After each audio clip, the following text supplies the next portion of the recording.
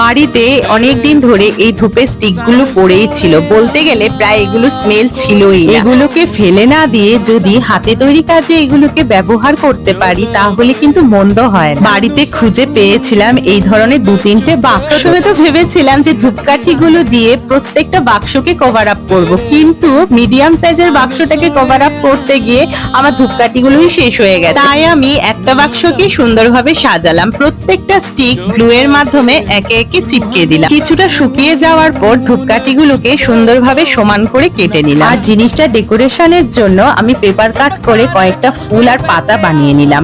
এবার একে একে গ্লু এর মাধ্যমে অ্যাটাচ করে দিলাম। আর একটু সুন্দর দেখানোর জন্য কার্ডবোর্ড কেটে এটাকে বসিয়ে দিলাম।